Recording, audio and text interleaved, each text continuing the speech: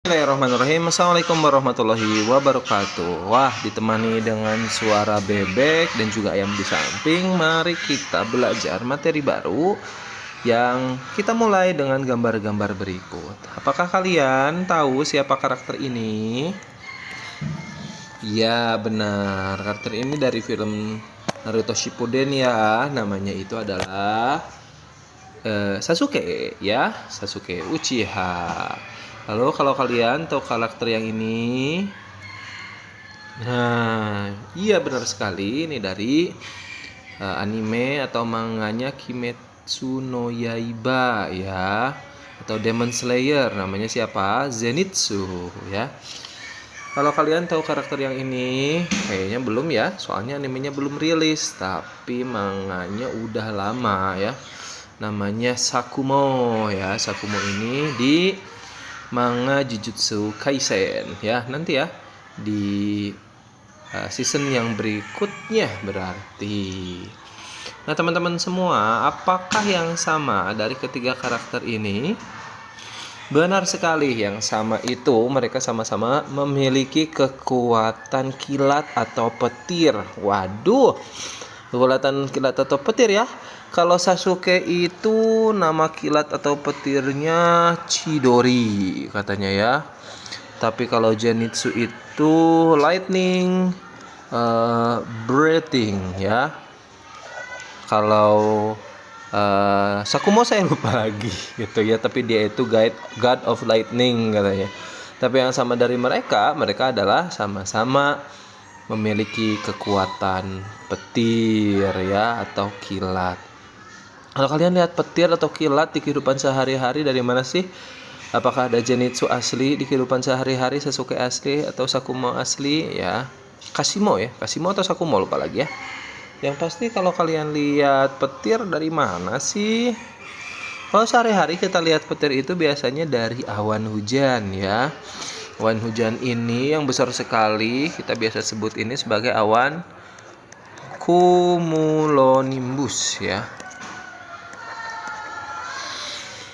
Nah, ternyata 70% dari semua kilat yang ada saat terbentuk suatu awan hujan cumulonimbus itu tuh terjadi di dalam awannya sendiri ya. Jadi 7 dari 10 itu terjadi di dalam awannya sendiri atau antara awan. Hanya 30% yang dia itu sampai ke tanah. Emang apa sih kilat atau petir itu?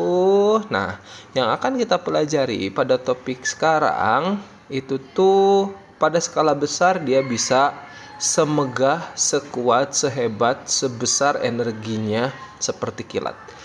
Tapi nyatanya ini terjadi di kehidupan kita sehari-hari. Ada positifnya, ada negatifnya. Maksudnya apa? Yuk, mari kita pelajari. Kita mulai dulu dengan zat ya teman-teman ya. Jadi zat itu ya normalnya mereka itu netral. Oke. Pada keadaan normal zat itu dia netral. Apa maksud netral? Nah, ini adalah salah satu model atom ya teman-teman ya. Jadi benda itu paling kecil disusun oleh atom. Atom sendiri itu kalau kalian bayangkan, kalau pakai model ini tuh mirip seperti tata surya, di mana ada pusatnya yang kita sebut dengan inti, dan ada benda-benda yang mengitarinya atau mengorbitnya. Oke? Jadi sebenarnya atom diisi oleh apa? Diisi oleh mayoritas ruang kosong ya teman-teman ya. Ruang kosong. Itu kenapa si Ant-Man itu secara teori bisa mengecil, karena ruang kosongnya dipersempit gitu. Memang di inti ada muatan apa aja? Di inti ada 3 jenis muatan teman-teman semua. Ada yang positif yang kita sebut dengan proton, tapi ada juga yang tidak bermuatan, yang netral yang kita sebut dengan neutron. Kalau ada positif berarti ada yang negatif. Kemana yang negatifnya? Yang negatif posisinya dia mengorbit inti, berada di kulit. Orbit tempat yang negatif mengorbit inti disebut dengan kulit, dan kulit itu dia berlapis-lapis atom tuh. Apa nama bagian atom yang negatif? Nama bagian atom yang negatif kita sebut dengan elektron. Oke. Normalnya zat itu netral. Yang dimaksud dengan netral itu bagaimana? Yang dimaksud dengan netral itu jika jumlah dari proton, N itu maksudnya itu jumlah ya, atau number of kalau dalam bahasa Inggris. Jumlah dari proton itu tuh sama dengan jumlah dari elektron. Kita lihat di atas ya. Yang positif proton jumlahnya ada 3. Yang negatif elektron jumlahnya juga ada 3. Jadi ada 3 proton dan ada 3 elektron. Mayoritas seperti ini. Ya. Mayoritas zat itu netral. Seperti yang digambar ini. Yaitu jumlah proton itu sama dengan jumlah elektron. Kalau di atom itu ada 3 proton, berarti ada 3 elektron. Mayoritas benda netral seperti itu. Tapi benda netral bisa berubah menjadi benda yang bermuatan negatif dan bermuatan positif. Gimana caranya? Salah satu caranya itu jika terjadi gesekan. Kalau di kasus yang awan di sini, gesekan itu muncul ketika water droplet ya, atau butir air hujan itu tuh jatuh dari bagian yang atas ke bagian bawah karena memang ingin hujan ya. Saat dia jatuh terjadi gesekan. Gesekan ini mengakibatkan partikel yang tadinya netral berubah menjadi bermuatan. Contohnya apa? Contohnya ini. Kita punya 2 atom. Yang satu itu tuh punya 4 proton. 1, 2, 3, 4 dan 4 elektron.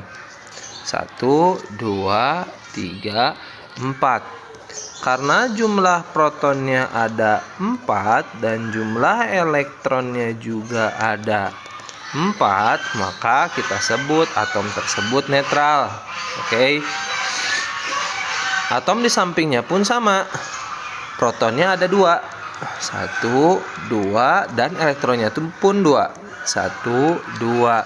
Karena jumlah protonnya itu ada 2 dan jumlah elektronnya juga ada 2, maka atom yang di samping kanan ini juga netral. Bisa dipahami ya? Katakan kedua atom ini terjadi gesekan, teman-teman semua. Apa yang terjadi selanjutnya? Yang terjadi selanjutnya itu, maka akan ada perpindahan. Nah, pertanyaannya siapa yang berpindah?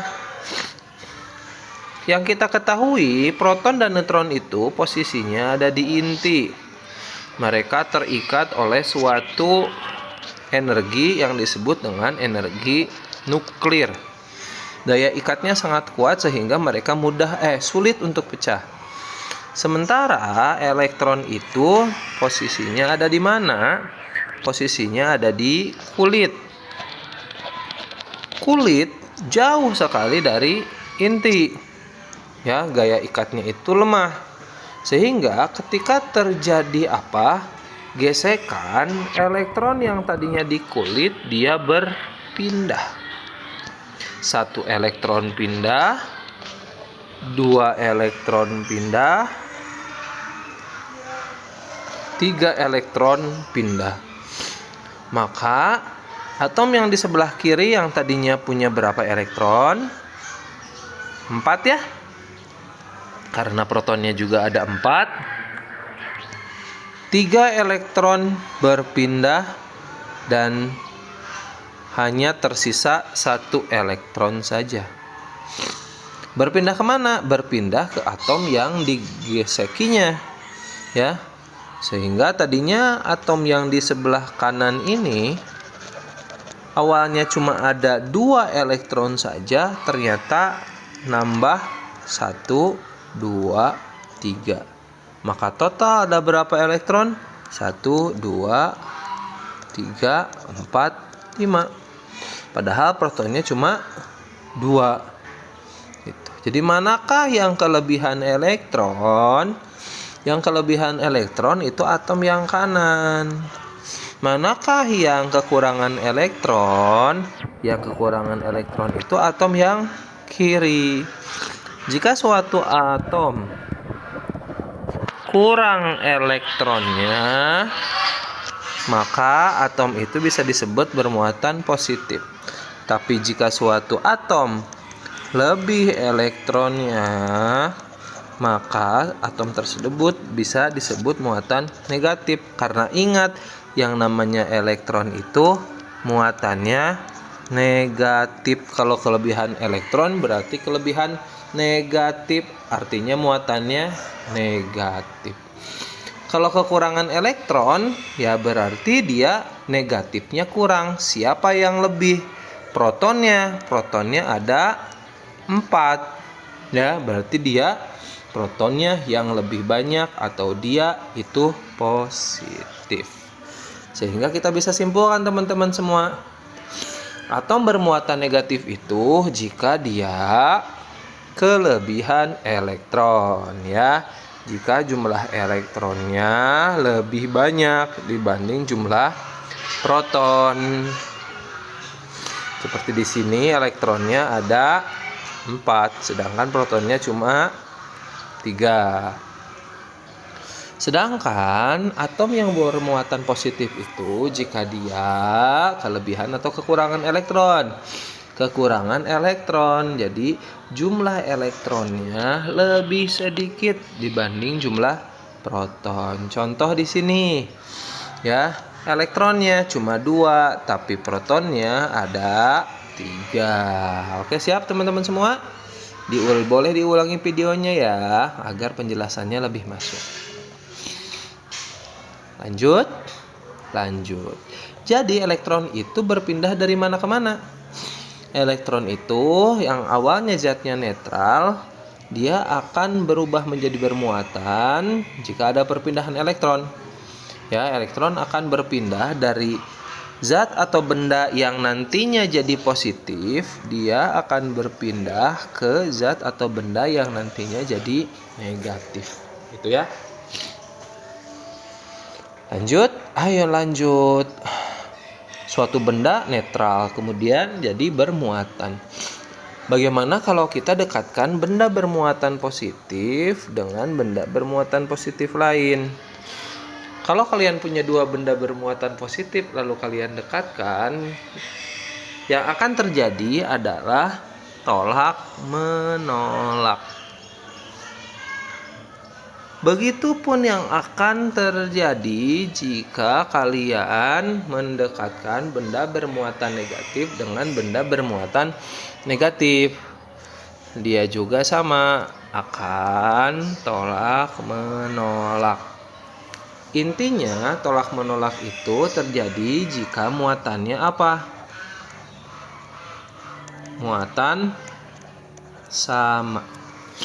Tapi jika satu muatannya negatif, satu muatannya positif, yang terjadi malah sebaliknya. Tarik menarik. Ini terjadi jika muatannya beda. Singkatnya teman-teman semua, ya, kalau sama dia itu akan tolak menolak. Kalau beda atau berlawanan, dia akan tarik menarik. Ya, mirip seperti cowok, kalau dideketin cowok lagi ya tolaklah. Ya, cewek dideketin cewek lagi tolaklah. Tapi kalau ada cowok yang pengen nikahin cewek, ya pasti akan saling tarik menarik gitu ya. Lanjut, siap. Memang bagaimana cara membuat benda yang awalnya netral menjadi bermuatan positif atau muatan negatif? Ada 2 cara minimalnya ya teman-teman. Pertama, digosokkan atau bergesekan. Mirip seperti apa ya? Seperti partikel yang ada di dalam awan, air hujan yang turun ke bawah bergesekan dengan uap air di sekitarnya. Atau pernahkah kalian menggosokkan apa? Menggosokkan balon atau menggosokkan penggaris ke rambut kalian. Kemudian kalian dekatkan balon atau penggaris itu ke remahan apa? Remahan kertas. Yang terjadi apa? Kertasnya akan terangkat mirip seperti magnet. Padahal bukan logam, bukan magnet. Nah, itu juga terjadi kalau digosokkan terlebih dahulu ya. Ada juga yang cukup didekatkan atau kita sebut dengan saya salah nulisnya ya. Induksi ya. Salah satu alat pendeteksi untuk muatan, apakah benda bermuatan atau tidak, kita bisa menggunakan elektroskop.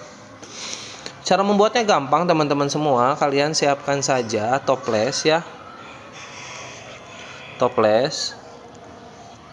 Kemudian kalian lubangi bagian atasnya. Lalu kalian siapkan kawat. Kalian bentuk kawatnya spiral. Dan bagian ke bawahnya itu menggantung kayak gini ya. Pasang di tutup toples. Boleh nanti ditahannya apakah pakai plastisin atau pakai atau bahan yang lainnya ya. Tag it, ada namanya tag it. Lalu kalian setelah dipasang seperti ini, kalian buat dua daun yang bisa dibikin dari aluminium foil ya. Jadi 2 potongan kertas aluminium foil. Kalau kalian gak punya, boleh pakai kertas biasa yang kalian arsir tebal menggunakan pensil, itu juga bisa gitu ya. Nah, daun ini teman-teman semua kalian gantung di kail yang ada di dalam toples ya teman-teman ya. Ini muatannya netral ya, seperti benda-benda yang lainnya muatannya itu netral ya, awalnya netral. Tapi jika kita dekatkan dengan benda bermuatan lain, pada kasus ini balon ya. Jadi kita dekatkan dengan balon yang bermuatan negatif. Oke. Elektroskop yang awalnya netral itu tuh akan terbagi menjadi 2 kutub. Di bagian atas itu tuh akan tercipta kutub positif. Kenapa kutub positif? Karena positif itu tertarik oleh negatif. Ya, namanya positif itu tarik menarik dengan negatif. Nah, ini adalah kutub positifnya. Apa yang terjadi di bawah? Kalau di bawah itu ya akan muncul kutub negatif. Kenapa muncul kutub negatif? Karena elektroskop yang awalnya netral, dia ya tolak menolak dengan muatan netral yang lain yang ada di balon, sehingga yang negatifnya menjauh turun ke bawah. Yang terjadi saat negatif menjauh atau turun ke bawah, kedua daunnya juga bermuatan negatif. Daun kiri bermuatan negatif, daun kanan bermuatan negatif. Apa yang terjadi jika daun kiri dan kanan bermuatan negatif? Maka kedua daun itu akan saling menjauh. Nah, ini adalah salah satu indikator kalau benda yang kita punya ini bermuatan. Jika benda yang kita punya ini netral atau tidak bermuatan listrik, maka si daunnya posisinya ya akan normal gitu ya, ke bawah gitu. Tapi kalau dia bermuatan mau positif atau negatif, daunnya akan saling menjauh. Lanjut ya. Contoh soal seperti yang kita ketahui teman-teman semua, kalau positif sama positif itu tolak menolak, negatif sama negatif juga tolak menolak, tapi positif sama negatif tarik menarik. Salah satu contoh soalnya ada di sini. Kita punya 4 bola. Bola A, B, C, dan D. A itu dia menolak B.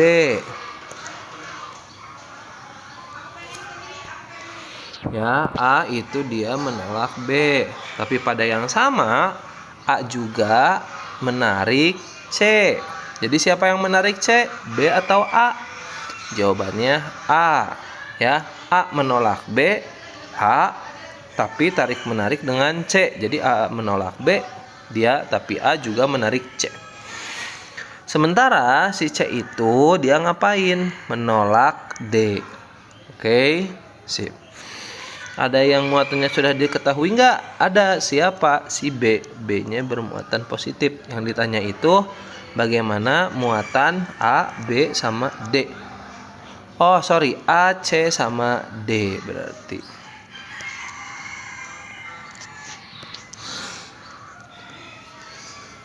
Yuk kita tulis.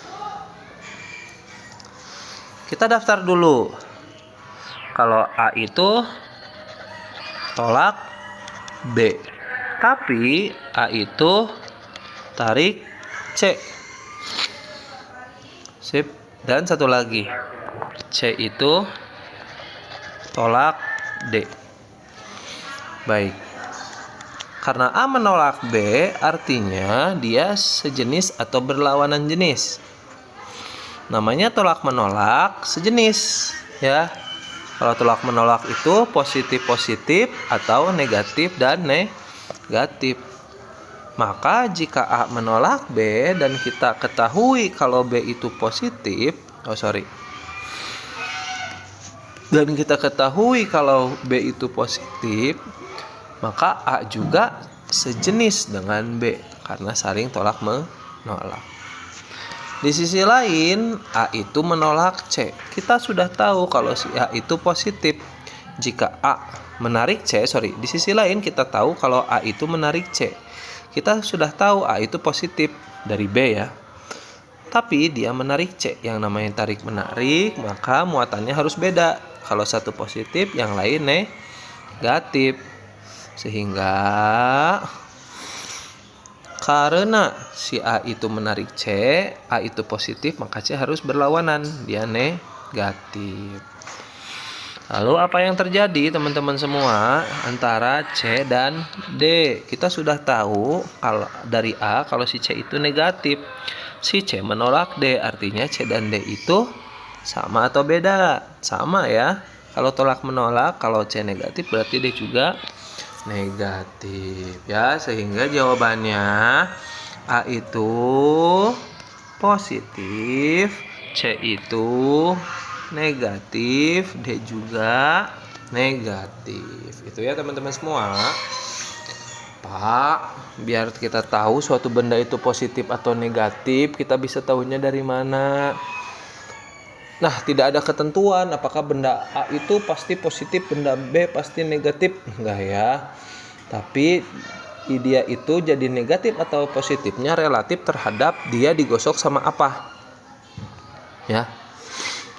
Nah, untuk menentukannya kita bisa pakai barisan triboelektrik. Bukan barisan, deret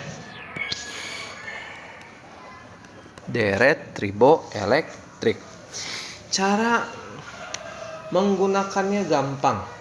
Secara umum dari titik yang tengah ini ke atas dia itu positif, dari titik tengah ke bawah dia itu negatif secara umum. Tapi tidak seperti itu juga. Pokoknya kalau atas digosok dengan yang bawah, yang di atas digosok dengan yang di bawah, maka yang di atas itu menjadi positif, yang di bawah jadi negatif. Contohnya ini, gelas atau kaca digosok dengan silk atau kain sutra. Posisinya siapa yang di atas? Kaca ya. Maka kaca positif, dan siapa yang di bawah? Sutra ya, dan sutra negatif. Lalu kalau elektronnya pindah kemana? Seperti yang kita ketahui, kalau elektron itu pindah dari yang nantinya positif ke yang nantinya negatif. Atau kalau dalam tabel triboelektrik atau deret triboelektrik, positif itu ada di mana? Positif ada di atas, negatif ada di bawah. Jadi elektron itu akan berpindah dari yang ada di atas ke yang ada di bawah. Jadi elektron akan pindah dari kaca ke kain sutra. Contoh yang lain, kita punya mika. Ya, seperti plastik mika yang suka ada di jilid, kita gosokkan dengan kain katun seperti yang ada di baju kaos ya. Jika mika digosokkan dengan kain katun, ternyata mika itu akan berubah menjadi positif, kain katun negatif. Itu kenapa kadang kalau kalian ke tukang fotokopi pakai sampul mikanya itu nempel banget sama kertas. Kenapa? Karena sampul mikanya itu sudah muatannya itu muatan positif ya. Kalau begitu elektronnya pindah dari mana ke mana? Seperti biasa, positif ke negatif, artinya dari atas ke bawah, dari mika ke katun. Apalagi, wah, saya punya kain wol. Kain wol saya digosok sama apa? Sama karet ya. Apa yang terjadi? Mana yang di atas kain wol, maka dia positif. Mana yang di bawah karet alami, maka dia negatif. Elektron berpindah dari mana ke mana? Atas bawah, bawah atas. Ya, atas bawah. Maka elektron pindah dari yang di atas itu kain wol ke karet alami yang di bawah. Gampang ya. Dan terakhir, bulu. Contohnya, kalian punya plastik penggaris ya. Plastik penggarisnya yang berbahan PE ya, polietilen, kita gosokkan ke bulu ya. Contohnya bulu hewan kucing. Maka elektronnya pindah kemana? Ya, elektronnya akan pindah dari yang di atas bulu. Apa yang di atas di sini? Bulu ya. Akan berpindah dari yang posisinya di atas itu bulu ke yang posisinya di bawah itu plastik ya. Jadi dari bulu ke plastik. Karena bulu itu akan berubah menjadi apa yang di atas, positif. Sementara plastik pipa akan berubah menjadi apa yang di bawah, negatif. Baik teman-teman semua, kita coba contoh soal yang ini ya. Tentukan jenis interaksi yang akan muncul jika bahan berikut didekatkan. Bahannya ini sudah digosok ya. Mika didekatkan dengan plastik. Di atas mika itu sudah digosok dan mika itu muatannya apa ini? Positif ya. Kalau plastik muatannya apa? Plastik di bawah ya. Plastik ini muatannya negatif, mika ini muatannya positif. Maka kita tulis aja dulu, mika muatannya positif sementara plastik muatannya negatif. Sehingga jika plastik ketemu mika, apa yang akan terjadi? Negatif dan positif ketemu akan tarik menarik, tolak menolak. Iya benar, tarik menarik. Sekarang yang sudah digosoknya itu tadi bulu didekatkan dengan kaca. Tadi bulu itu digosok sama siapa? Sama plastik ya. Bulu digosok sama plastik. Ini bulu, dia itu positif ya. Digosok sama plastik yang negatif.